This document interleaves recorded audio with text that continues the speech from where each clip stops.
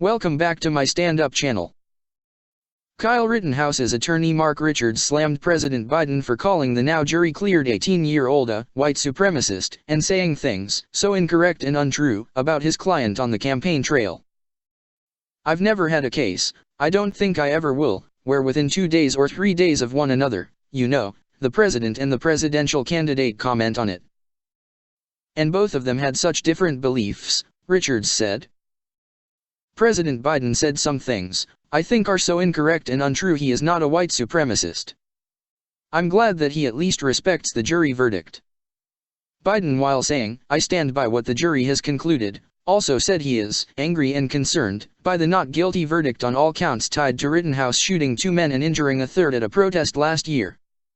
In a formal statement released by the White House, Biden said the verdict will leave many Americans feeling angry and concerned, myself included, adding that, "We must acknowledge that the jury has spoken.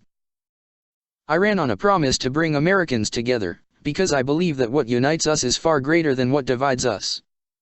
During a protest in Kenosha, Wisconsin on August 25 of last year, Rittenhouse shot and killed Joseph Rosenbaum and Anthony Huber and injured Gage Grosskreutz.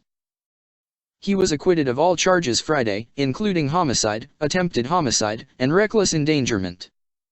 In September 2020, Biden's Twitter account shared a video of then-President Donald Trump speaking with Fox News host Chris Wallace during a presidential debate about white supremacists and violent acts committed by the right-wing extremist group Proud Boys across the country.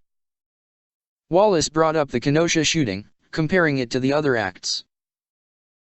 "Are you willing, tonight, to condemn white supremacists and militia groups, and to say that they need to stand down and not add to the violence in a number of these cities, as we saw in Kenosha, and as we've seen in Portland?" he asked. While Trump said, "Sure, I'm willing to do that," he quickly added that everything he saw was coming from the left. Trump soon after told the Proud Boys to stand back and stand by. There's no other way to put it. The President of the United States refused to disavow white supremacists on the debate stage last night, Biden's tweet accompanying the video read. When returning to the White House Friday afternoon after an unexpected annual physical at Walter Reed Medical Center, Biden supported the jury system despite his anger over it. "Look, I stand by what the jury has concluded," Biden told reporters. "The jury system works, and we have to abide by it." In his formal statement, the president noted that we cannot heal our country's wounds overnight, but I remain steadfast in my commitment to do everything in my power to ensure that every American is treated equally, with fairness and dignity, under the law.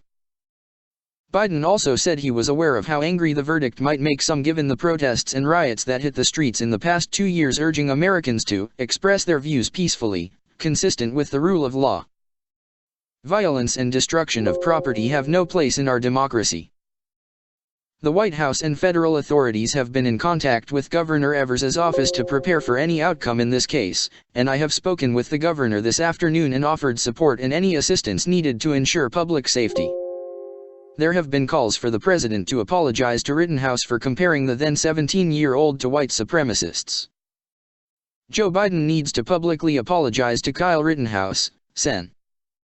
Tom Cotton tweeted following the verdict.